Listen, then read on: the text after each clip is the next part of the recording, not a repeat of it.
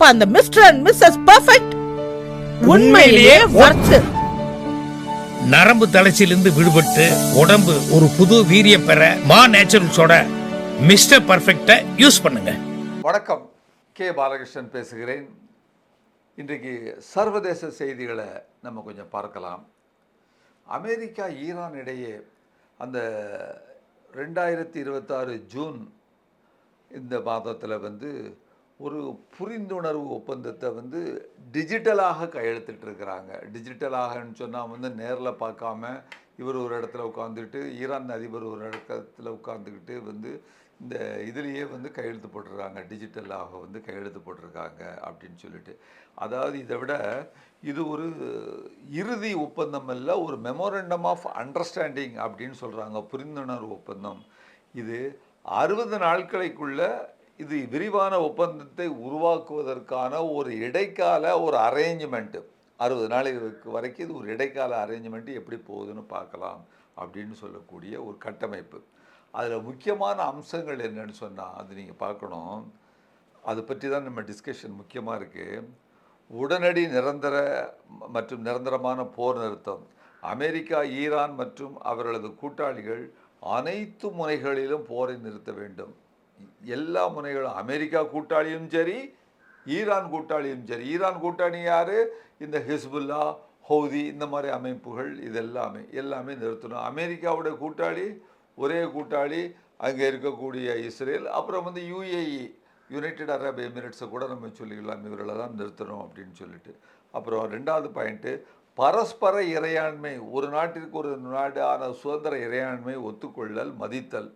3, 60 நாட்களுக்குள்ளாக இறுதி ஒப்பந்த பேச்சுவார்த்தை நடத்தணும்.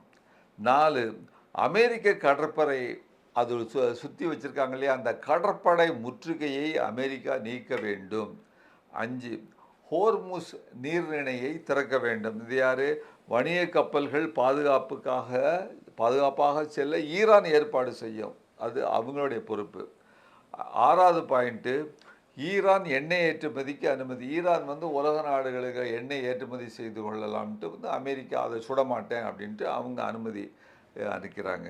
அதுபோல் 7வது, ஈரானுடைய ஏகப்பட்ட சொத்துக்களை, பணத்தை பேங்குகளில் முடக்கி வச்சுருக்கிறாங்க. பல்வேறு விதமான ஐரோப்பிய நாடுகள் மூலமாகவும் அவருடைய நட்பு நாடுகள் மூலமாக அமெரிக்கா முடக்கி வச்சுருக்கு. அந்த பணத்தெல்லாம் நாங்கள் விடுவிக்கிறோம் அப்படின்னு சொல்லிட்டு இன்னொன்று 8வது பாயிண்ட்டு, ஈரானுடைய அந்த நாட்டில் ஏகப்பட்ட டேமேஜ் ஆகிருக்கு குண்டுகள் போட்டதுனால. அதை மறுகட்டமைப்பதற்காக $300 பில்லியன் மதிப்புள்ள பொருளாதாரம், பல்வேறு அங்கே உள்ளுக்கு நடவடிக்கக்கூடிய ஒரு திட்டங்கள் மூலமாக மற்றும் கட்டடங்கள், இன்ஃப்ராஸ்ட்ரக்சர் ஃபெசிலிட்டிஸ்லாம் கட்டுவதற்காக, ஃபேக்ட்ரிஸ் கட்டுவதற்காக, அதுக்கெல்லாம் நாங்கள் ஒத்துழைப்பு கொடுக்குறோம் பொருளாதார மேம்பாட்டு திட்டத்திற்காக என்று. அடுத்த பாயிண்ட்டு, அணு ஆயுதம் உருவாக்க மாட்டோம் என்று ஈரான் உறுதி அளிக்கணும். ஈரான் அணு ஆயுதம் தயாரிக்கிறது என்ற உறுதியை அளிக்கிறது. தயாரிக்க மாட்டோம்ட்டாங்க. 10, அணு ஆயுத விவகாரங்களை இறுதி பேச்சுவார்த்தையில் தீர்க்கணும். கடைசி 60 நாளைக்கு முடியும் போது இது சம்பந்தமாக என்னங்கிறதோ ஃபைனல் டெசிஷனுக்கு அணு சம்பந்தப்பட்ட விஷயங்களை வந்துடணும். யுரேனியம் செறிவூட்டல் உள்ளிட்ட சிக்கல்கள்லாம் பின்னால் விவாதிச்சுக்கலாம். அப்புறம் சில பொருளாதார தடைகளை தளர்த்துறது அப்படிங்கிற மாதிரியும், பாதுகாப்பு மற்றும் கடல் போக்குவரத்து ஒத்துழைப்பு, ஒருத்தருக்கு ஒருத்தர் ஒத்துழைக்கணுங்கிறதும், பிராந்தியத்தில் அந்த ரீஜியனில் உள்ள ஒரு பதட்டத்தை தணிக்கிறது, ஒருத்தருக்கு ஒருத்தர் தூண்டி விட்டுட்டு இருக்கக்கூடாதுங்கிறது. குறிப்பாக லெபனான் உள்ள பகுதிகளில் மோதல்களை குறைப்பது. அப்புறம் 14வது பாயிண்ட்டு, இறுதி சமாதான ஒப்பந்தத்திற்கான அடிப்படை கட்டமைப்பு, மேலே உள்ள அம்சங்கள் அனைத்தும் பின்னர் நிரந்தர கையெழுத்தாகும் நிரந்தர ஒப்பந்தத்தில் இதெல்லாம் சேர்க்கணும் அப்படின்னு சொல்கிறாங்க. இதில் முக்கியமாக கவனம் பெறக்கூடிய அம்சங்கள் என்னன்னு கேட்டிங்கன்னா, ஹோர்முஸ் அந்த ஜலசந்தியை திறக்கிறாங்க. ஈரானுக்கு எண்ணெய் ஏற்றுமதி அனுமதி. 3, ஈரானுடைய முடக்கப்பட்ட பல பில்லியன் டாலர்களை ரிலீஸ் பண்ணுறாங்க வெஸ்டர்ன் கண்ட்ரீஸு, சனநாயக நாடுகள். அப்புறம் அமெரிக்கா ஈரானின் சிவில் அணுசக்தி பயன்பாட்டை ஏற்றுக்கொண்டது. முக்கியமான விஷயம், சிவிலுக்காக அணுசக்தி விஷயங்களை நீ செய்யலாங்கிறதை ஏற்றுக்கொண்டது. இதனால இப்போ அமெரிக்காவுக்குள்ளேயே பயங்கரமாக, அவங்க கட்சிக்குள்ளேயே பயங்கரமான விவாதம் நடந்து கொண்டிருக்கிறது. இதுதான் முக்கியமான விஷயம், பார்த்துடுங்க. இது ஒரு பக்கத்தில் இருக்கும் பொழுது, இங்கே நம்ம தமிழ் ஊடகங்கள், இந்தியாவில் உள்ள ஊடகங்கள் எல்லாம் அமெரிக்காவுடைய அல்லது அவர்களுக்கு ஃபாதர்லேண்டுன்னு சொன்னாங்கள்ல, இங்கே நம்ம பெரியவர், அவருக்கு ஆதரவாக உள்ள இந்த அம்பானி அதானி குடும்பத்தை அல்லது அவர்களை சேர்ந்த அதாவது ஒரு ஆர்கானிக் நெருக்கமாக இருக்கக்கூடிய இங்கே உள்ள கார்ப்பரேட்டுகள், அந்த ஊடகங்கள்லாம் என்ன எழுதுகிறாங்கங்கிறத நீங்கள் பார்க்கணும். அதாவது இதுதான் 14 அம்ச ஒப்பந்தம், தெளிவாக நான் சொல்லியாச்சு. இப்போ இவங்க என்ன எழுதுகிறாங்க, பிப்ரவரி 28ஆம் தேதி அமெரிக்காவும் இஸ்ரேலும் ஈரான் மீது தாக்குதல் நடத்தியது. இதற்கு பதிலடியாக இஸ்ரேல் அரபு நாடுகள் மீது ஈரான் தாக்குதல் நடத்தியதான். எவ்வளவு பெரிய பொய் பாருங்க. அரபு நாடுகள் மீது தாக்குதல் நடத்தலை, அரபு நாடுகளில் உள்ள அமெரிக்க இராணுவ தளங்களின் மீது தாக்குதல் நடத்தியது ஈரான். தெளிவாக அங்கே யாரும் கூட சிவிலியன்ஸை கொல்லலை, ஹோட்டலில் அடிக்கலைன்னு சொல்லியிருக்கிறாங்க. அப்போ இந்த பத்திரிகை எப்படி இங்கே உள்ள தன்னுடைய எஜமானர்களுக்கு, கார்ப்பரேட் எஜமானர்களுக்கு எப்படி வேலை செய்கிறான் பாருங்க. அரபு நாடுகள் மீது இங்கே யார் ஈரான் தாக்கி இருக்கிறதாக, அமெரிக்க தளங்களை தாக்கி இருக்கிறது, அமெரிக்க தளங்களை 21 தளங்களை நாசமாக்கிட்டாங்க அப்படிங்கிறது. அப்படி போட்டால் இவன் முதலாளி, பெரிய முதலாளி இல்லை, அவங்க குவைச்சுக்கிடக்குவாங்கல்ல அப்படிங்கிற ஒரு விஷயம். அதாவது அதே வேளையில் இந்த போர்னால ஈரானின் துறைமுகங்களை அமெரிக்க கடற்படை முடக்கியது. ரைட்டு.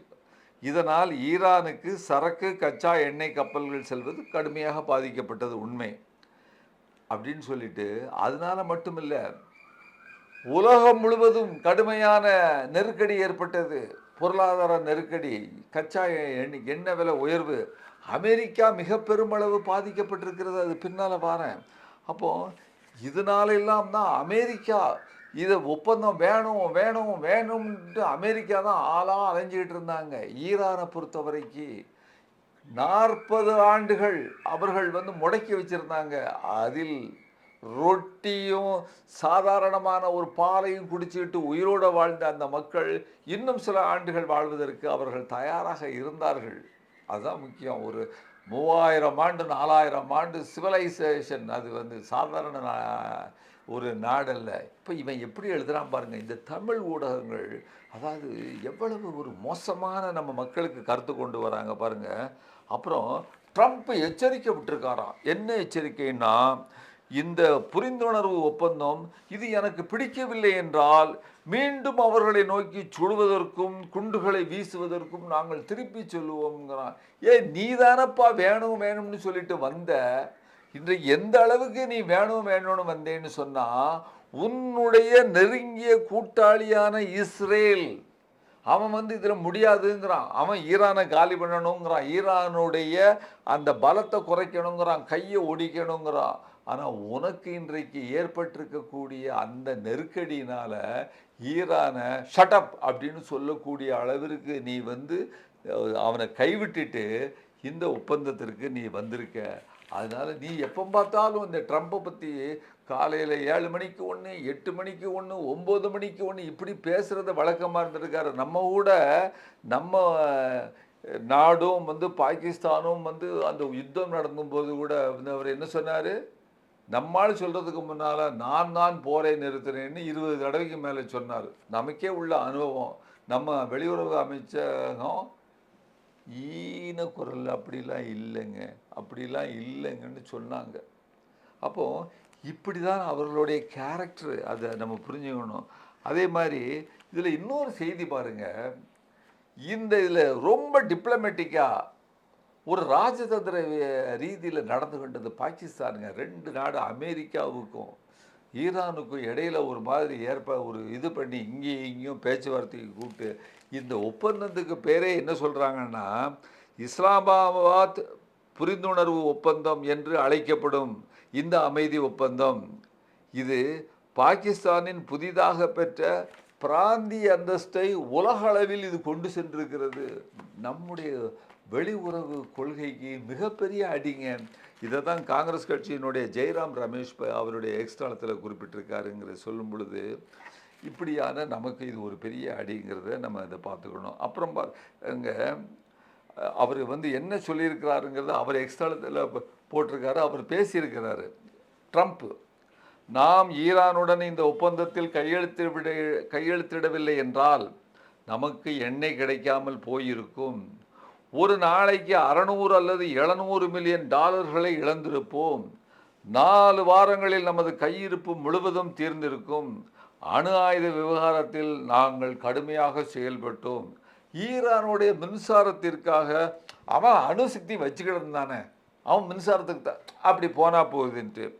அதாவது ட்ரம்ப் ஈரானுடன் தனது சரணடைவை கையெழுத்திட்டு இருக்காரு. அதாவது தானே சரண்டராக இருக்காரு.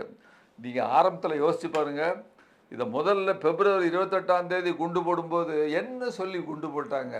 ஈரானில் ஆட்சி மாற்றத்தை ஏற்படுத்த போகிறோம், வேற ஒரு கவர்மெண்ட்டை கொண்டு வர போகிறோம், அவர்களுடைய ஏவுகணை திட்டத்தை முறியடிக்க போகிறோம், அவர்களுடைய அணு ஆயுதத்தை அந்த விஷயங்களிட்டு அந்த செறிவூட்டப்பட்ட யுரேனியத்தை எடுக்க போகிறோம் அப்படின்லாம் சொன்னாங்கல்ல. இன்றைக்கு என்ன ஆச்சு?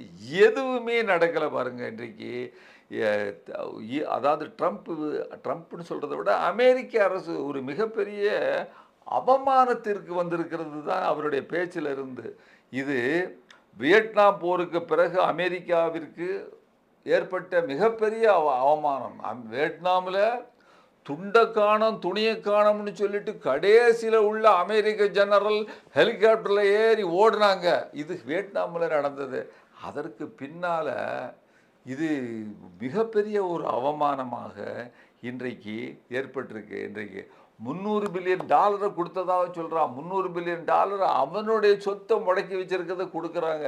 அதுக்கு மேற்கொண்டு டேமேஜ் சரி செய்கிறோங்கிறதுக்காக இன்றைக்கு ஏகப்பட்ட மில்லியன் டாலரை இன்றைக்கி கொடுத்துருக்காங்க அப்படின்னு சொல்லும் பொழுது இன்றைக்கு ஈரான் பயங்கரமாக கொடிகட்டி பறக்குங்க, வெற்றி பெற்றிருக்கிறது அப்படிங்கிறத நம்ம பார்க்குறோம். ஆனாலும் கூட ஒரு செய்தியை நம்ம சொல்லி ஆகணும் நண்பர்களே.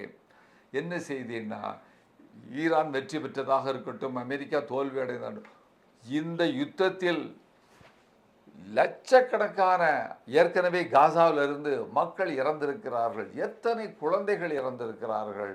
இன்னும் பார்த்தீங்கன்னா இன்னும் இந்த போர் முடிவடையவில்லை. இது அடுத்த செய்தியாக சொல்கிறேன். எனவே போருக்கு எதிரானவர்கள் நாம் அடிப்படையில் என்ற செய்தி. அப்புறம் இன்னொரு செய்தி பாருங்க. நேற்று இஸ்ரேல் லெபனான் மீது மீண்டும் குண்டுகளை வீச ஆரம்பித்து விட்டது. இப்பொழுது கடைசி செய்தி, இனி நான் அந்த சுவிட்சர்லாந்துக்கு போய் அந்த நாங்கள் கையெழுத்திட மாட்டோம்னு சொல்லிட்டு ஈரான் சொல்லியாச்சு, ஒப்பந்தம் கிடையாதுன்னு அனௌன்ஸ் பண்ணியிருக்குங்கிற ஒரு செய்தி வருத்தத்திற்குரிய செய்தியாக இருக்கிறது. அப்போது இந்த ஒரு நெருங்கி ஒப்பந்தம் இந்த நேரத்தில் இதை காவு கொடுக்குற மாதிரி செஞ்சுருக்காங்க பார்த்தீங்களா இந்த இஸ்ரேல் நாட்டுக்காரங்க. அப்போ உண்மையிலேயே இந்த உலகத்தில் டெரரிஸ்ட் கண்ட்ரி எது? அவர் ஃபாதர் கண்ட்ரி. நம்முடைய தகப்பன் நாடு தான் உலகத்தினுடைய பயங்கரவாத நாடாக இருக்கிறது என்பதை நாம் சொல்லவும் வேண்டுமோ? இன்றைக்கு எவ்வளோ பெரிய செய்தி பாருங்கள். இதில் நான் இன்னொரு செய்தியை சொல்லணும்.